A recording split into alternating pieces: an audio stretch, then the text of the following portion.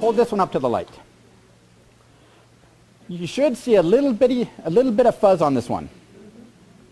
Remember that white one that fooled most of us? That white one that did not have any, it didn't have any fuzz on it, right? That's why it fooled most of us thinking it was poly. How in the world can they make a cotton thread with no fuzz? Glaze. It has a glaze wax starch coating on it. They do that for two reasons. They can take a low quality cotton, coat it with a glaze, it hides the fuzz, and there's no lint. The other reason is it adds a lot of strength to the thread. That's why this one is actually stronger than the poly, because it is a glazed cotton. Glazed cotton is wonderful for hand quilting only. We do not want a glazed thread in our machines. The reason is, everywhere this touches, anywhere there's contact with the thread running through the machine, the glaze will rub off, it will gum up your machine. Which means in the tension disc area, at the needle, anywhere there's contact, you will have glaze build up. Gunks up the machine. Hand only. How can you tell if it's glazed?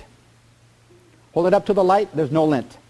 If you see a cotton thread that is absolutely smooth, zero lint, it is glazed. The label doesn't say glazed. The label says 100% cotton quilting thread. If you go to the store and there's absolutely no fuzz on it, and you see how this is wiry? Almost like a spring? Cotton thread usually shouldn't be wiry. That's another sign that it's a glazed thread. You now know more than the labels will tell you. The one you have in your hand now is the variegated thread. That is a extra long staple Egyptian grown cotton. Hold that one up to the light, and there's a little bit of fuzz on it, right? That tells you it has no glaze on it, which means this one is fine for hand and it's fine for your machine. But there's not a lot of fuzz on it. Run your hands down through it.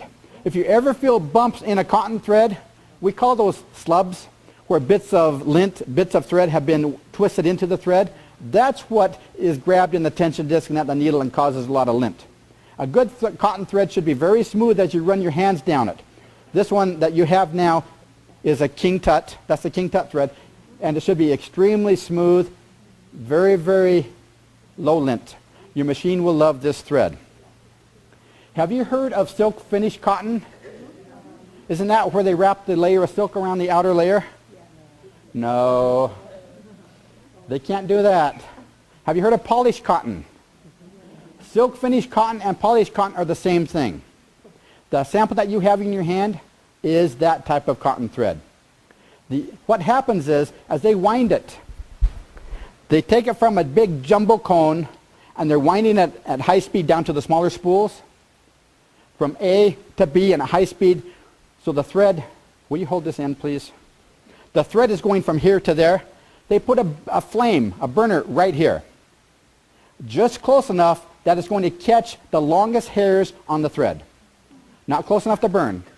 It's just close enough. That's why on a very, very nicely processed cotton thread, there won't be any long fuzz on it.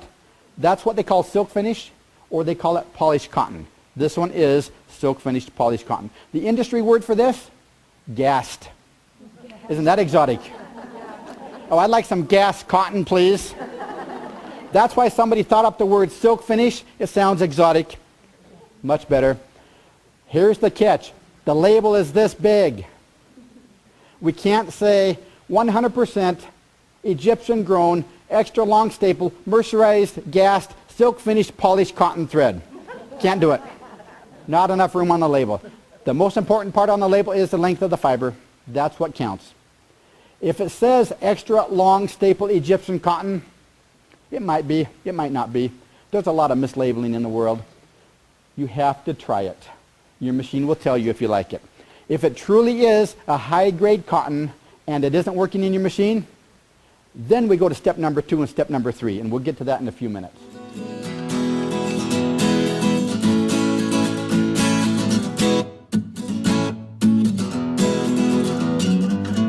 I just got back from the quilt shop.